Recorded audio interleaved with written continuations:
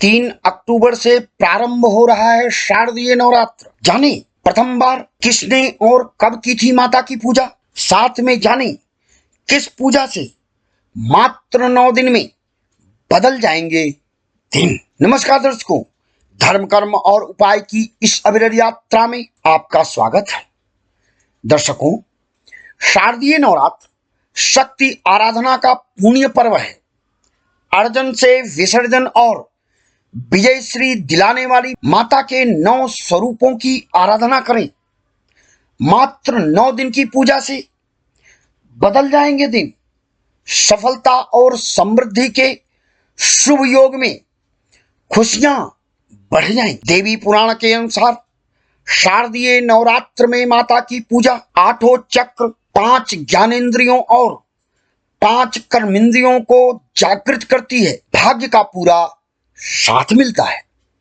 दर्शकों, रावण को दशानन और अयोध्या नरेश को दशरथ नाम की संज्ञा दी गई है।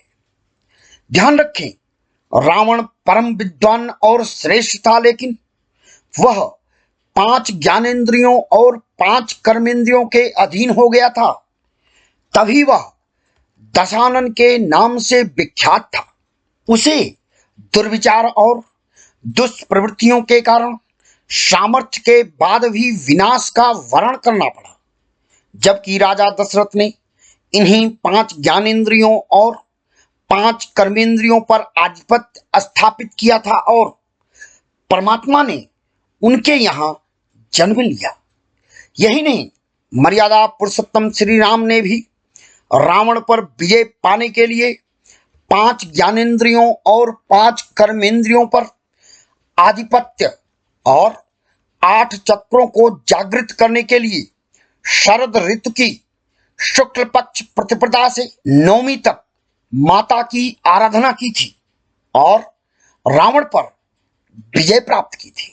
तभी से ही शारदीय नवरात्र में 9 दिनों तक माता के आराधना की प्रथा का प्रारंभ हुआ, जो आज भी त्रेता युग से अनवरत जारी है।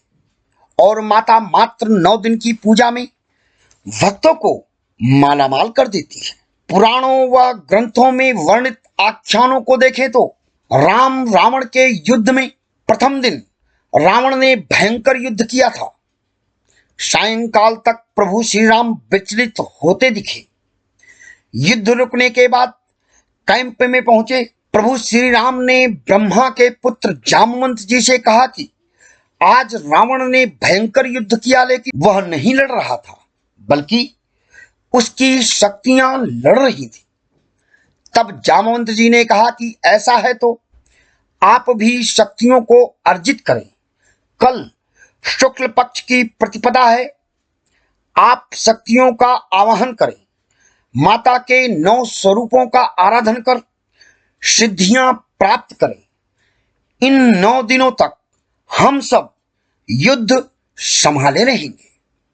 प्रभु श्री राम ने दूसरे दिन से 9 दिनों तक वैसा ही किया।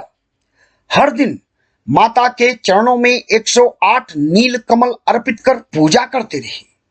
अंतिम दिन माता ने शक्तियों को देने से पूर्व प्रभु की परीक्षा लेनी चाहिए और फूलों की थाल से एक पुष्प गायब कर दिया।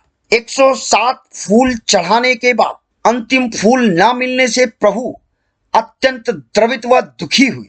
तब प्रभु को ध्यान आया कि माता कौशल्या उनकी आंखों को कमल नयन कहती थी। तो प्रभु ने एक बाण लेकर अपनी एक आंख माता के चरणों में अर्पित करने का संकल्प लिया। तभी माता सिद्धदात्री प्रकट हुई और विजयश्री का आशीर्वाद देने के साथ ही समस्त शक्तियां प्रदान की। जिसके बाद दूसरे दिन प्रभु ने रावण का समूल नाश किया, जिसे विजयदशमी के रूप में मनाया जाता है। तो दर्शकों, जिन्होंने बड़े संकल्प लिए हैं लेकिन वे पूरे नहीं हो रहे हैं, काम में रुकावटें आ रही हैं, चुनौतियां दिनों दिन बढ़ती जा रही हैं, आर्थिक हालात चुनौतीपूर्ण होते जा रहे हैं और जीवन अंधकार में दिख रहा है, वे सफलता और विजयश्री के लिए संकल्पबद्ध होकर माता की पूजा करें। सर्वदा माता की कृपा बनी रहेगी, जीवन सुखमय होगा। आओ हम भी 9 दिनों तक माता की आराधना कर जीवन को सुखमय बनाएं। तो दर्शकों, शारदीय नवरात्र की कथा और महिमा आदि के विषय में आज की जानकारी आपको कैसी लगी, कमेंट बॉक्स में अवश्य लिखिए। यदि कोई सलाह व जानकारी लेना चाहते हैं तो संपर्क करें। हर दिन की नई नई जानकारी व धर्मशास्त्र के जीवनोपयोगी गूढ़ रहस्यों को जानने के लिए हमारे साथ सदैव बने रहें। हमारे चैनल को सब्सक्राइब करें, शेयर करें और अपने अपनों को जोड़ें। आपका कल्याण हो। 9 देवियों की कृपा आप पर सदैव बनी रहे।